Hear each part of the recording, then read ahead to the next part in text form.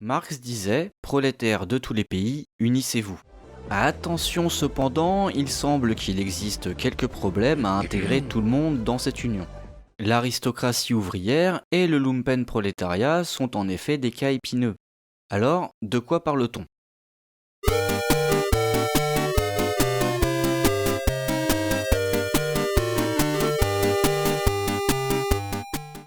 Dès l'époque de Karl Marx, on constate qu'une partie des ouvriers anglais a connu une nette amélioration de son sort. Il s'agit d'ouvriers très qualifiés, notamment dans les secteurs du textile et de la métallurgie. Ces ouvriers ont souvent été des pionniers dans les luttes sociales et en ont tiré des avantages en termes de rémunération. On les retrouve à la tête des trade unions, les syndicats britanniques. Beaucoup d'entre eux semblent par ailleurs pencher pour le réformisme. C'est Engels qui, dans une lettre à Marx en 1858, met le premier le doigt sur cette catégorie d'ouvriers privilégiés ayant perdu en combativité. Il les désigne d'abord comme un prolétariat bourgeois. Peu à peu, une nouvelle expression s'imposera, l'aristocratie ouvrière. L'amélioration du sort de ces ouvriers interroge. Elle semble en contradiction avec les thèses marxistes selon lesquelles le développement du capitalisme s'accompagne d'une paupérisation croissante.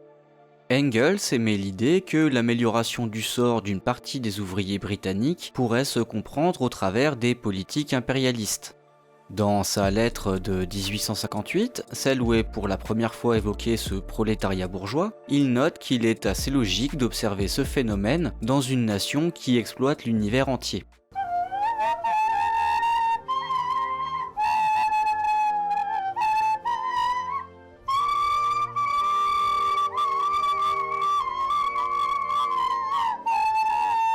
Si d'autres lettres d'Engels contiennent, au détour d'un passage, la même idée d'un lien avec l'impérialisme, la réflexion ne va guère plus loin.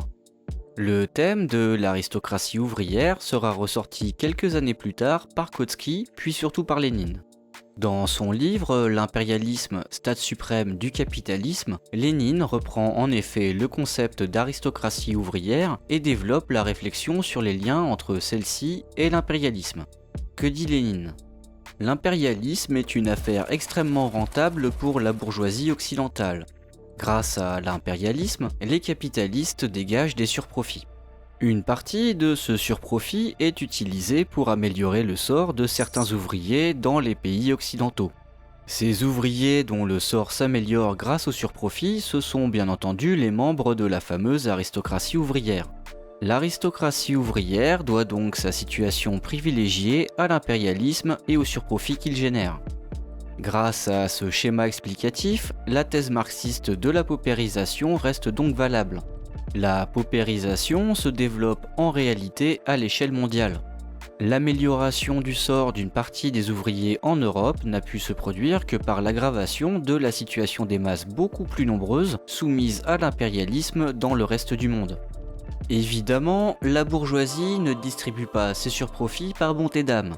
Si elle le fait, c'est qu'elle a quelque chose à y gagner. En soudoyant une fraction de la classe ouvrière, la bourgeoisie a en effet acheté la paix sociale. Trouvant un certain intérêt à son sort, l'aristocratie ouvrière ne penche plus que vers le réformisme et utilise son influence sur le reste de la classe ouvrière pour limiter et canaliser la contestation. L'aristocratie ouvrière sert donc de soupape de sécurité pour la bourgeoisie. Il y a pire. Pour maintenir les surprofits dont dépend sa position privilégiée, l'aristocratie ouvrière peut se faire nationaliste et soutenir des politiques impérialistes. C'est ce que Lénine appelle la dérive sociale-chauvine ou sociale-impérialiste. C'est cette dérive qui est à l'œuvre en 1914 lorsque la plupart des organisations ouvrières rallient l'Union sacrée au lieu de s'opposer à la Première Guerre mondiale. Les cadres des partis ouvriers et des syndicats sont en effet souvent liés à l'aristocratie ouvrière. Corrompus par les surprofits, ils partagent les objectifs impérialistes de leur gouvernement et soutiennent donc la guerre au lieu de s'y opposer. Où doit-on fixer la limite de cette aristocratie ouvrière ? Ne doit-elle désigner que les dirigeants syndicaux réformistes ou faut-il aller plus loin ? Alors que l'impérialisme a poursuivi son développement tout au long du XXe siècle, le prolétariat des pays impérialistes a connu une amélioration globale de son sort.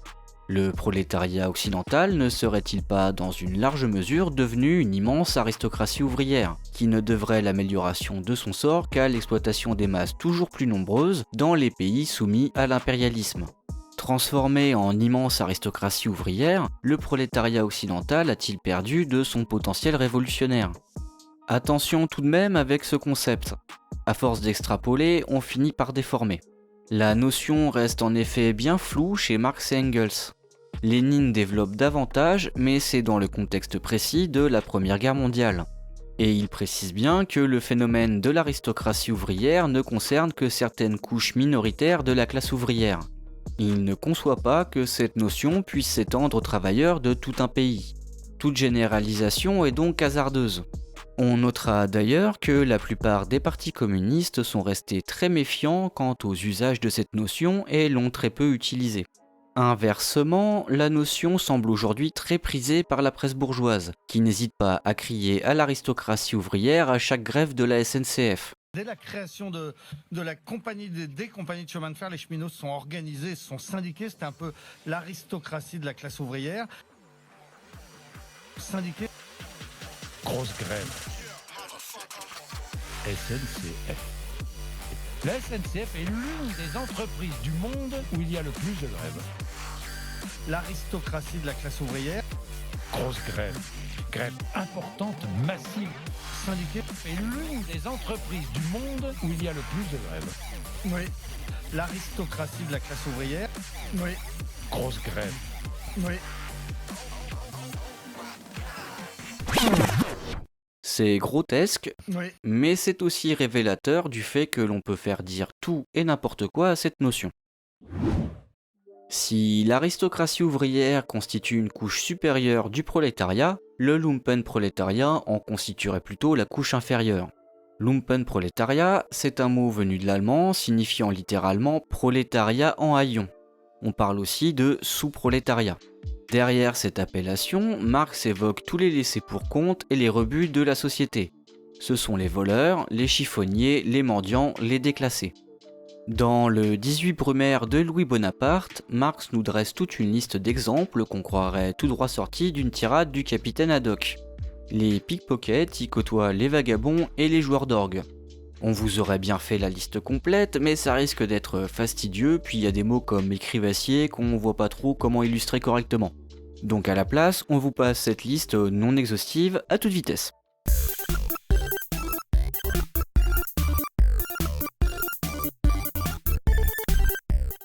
Ce sous-prolétariat n'a pas de conscience de classe et ne semble pas en mesure de participer à la lutte. Privé de conscience de classe, il peut se mettre occasionnellement au service de la bourgeoisie pour constituer ses cohortes de briseurs de grève et d'hommes de main.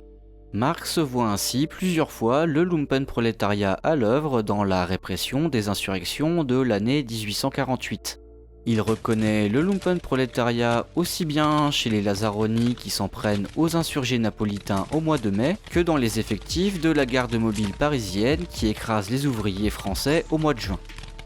Cette idée que le lumpenprolétariat puisse jouer les gros bras au service de la réaction, on la retrouve à d'autres époques. Ainsi, pour Trotsky, c'est ce fameux lumpen qui a constitué, aux côtés de jeunes bourgeois radicalisés, la base des bandes fascistes de Mussolini. Le lumpenprolétariat est aussi souvent présenté comme ayant constitué un vivier de recrutement pour les SA du parti nazi. Les différents travaux sur la sociologie des effectifs des partis fascistes et nazis ont cependant battu en brèche l'idée que les couches inférieures de la société y aient été surreprésentées. Notons d'ailleurs que chez Marx, le lumpenprolétariat n'est en aucun cas un synonyme de pauvre ou de chômeur. Le lumpenprolétariat ne se caractérise pas par un niveau de revenu plus bas que celui du reste des prolétaires, mais par sa situation en marge du circuit de production.